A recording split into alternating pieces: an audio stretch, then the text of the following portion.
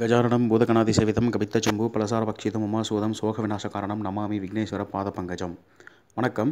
இந்த ராகு கேது பயிற்சிங்கிறது இந்த குரு பயிற்சி மாதிரியோ இல்லை சனி பயிற்சி மாதிரியோ ஒரு ராசிக்கும் தனித்தனியாக மிக நீளமான பலன்களாக நல்லா அலசி ஆராய்ஞ்சு சொல்கிறதுங்கிறது ப்ராக்டிக்கலாக முடியாதுங்க. என்ன காரணம் அப்படின்னா, இந்த ராகு கேதுக்கள் சாயா கிரகங்கள்.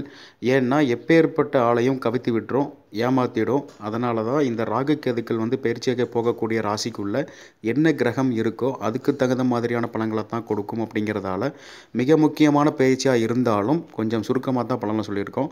இது வரைக்கும் நம்ம எஸ்கே கிரியேஷன் சேனலை சப்ஸ்கிரைப் பண்ணாதவங்க இப்போவே சப்ஸ்கிரைப் பண்ணிக்கோங்க. உங்களுக்காக தினம் பயனுள்ள ஜோதிட தகவல்களும் ஆன்மீக தகவல்களும் காத்துட்ருக்கு.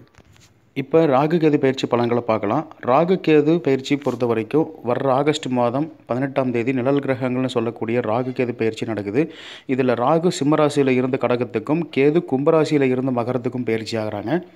பொதுவாகவே எந்த ஜோதிடருக்குமே இந்த ராகு கேதுக்களோட பலனை எடுத்து சொல்கிறதுங்கிறது கண்டிப்பாக அது அவங்க சக்திக்கு அப்பாற்பட்டதாக தான் இருக்கும்.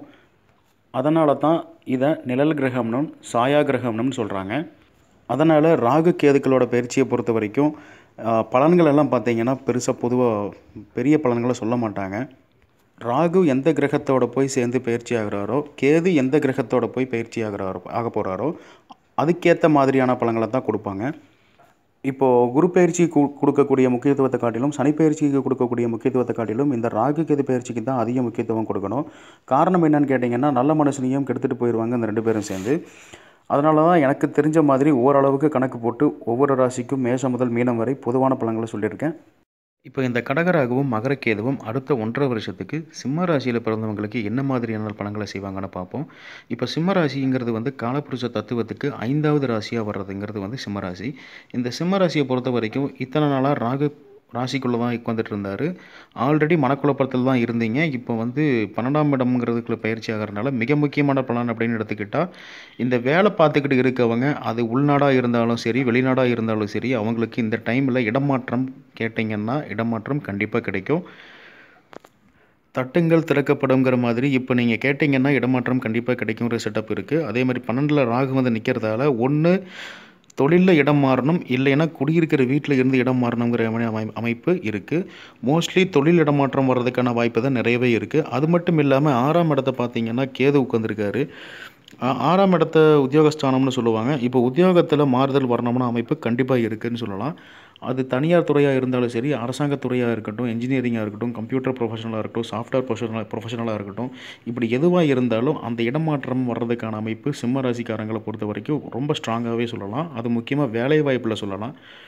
அதே மாதிரி 6ஆம் இடத்துல கேது போய் நிற்கிறதுங்கிறது ரோகஸ்தானத்தில் நிற்கிறதுங்கிறது நல்ல ஹெல்த் சம்மந்தமான தொந்தரவுகள் இருந்தவங்களுக்கு இனி நல்லா இருக்கும். இதை விட முக்கியமான ஒன்று, சிம்மராசியை பொறுத்த வரைக்கும் இப்போ 12ல் ராகு நிற்கிறாரு. 12ஆம் இடத்துல ராகு நிற்கிறது அதோட திசையை நடத்துச்சுன்னா கடுமையாக பாதிக்கும்.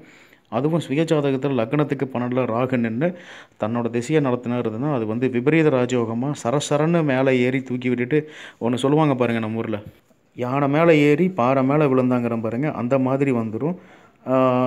பட் ஆனால் இந்த ராகு கேது பயிற்சி அப்படி இல்லை. உடனே பயப்படாதீங்க, ஒன்றும் பிரச்சனை இல்லை. ஏன்னா கோச்சார ராகு தானே, 1.5 வருஷத்துக்கு தானே அங்கேருந்து கோச்சார ராகு தானே நடத்த போகிறாரு. ஆனால் திசையை நடத்தினா தான் 18 வருஷம் இருப்பார். ஸோ அதை கம்பேர் பண்ணும்போது கோச்சார ராகு ஒன்றும் பெருசாக பாதிக்க மாட்டார். அதனால் ஒன்றும் பாதிப்பு வராது. ஆனால் முடிஞ்ச அளவுக்கு நம்ம தான் ஜாக்கிரதை இருந்துக்கணும். ஸோ சிம்மராசியை பொறுத்த வரைக்கும் 12ல் ராகு நிற்கிறதால உங்களுக்கு அலைச்சல் அதிகமாக கொடுக்கும், செலவினங்கள் அதிகமாக கொடுக்கும்.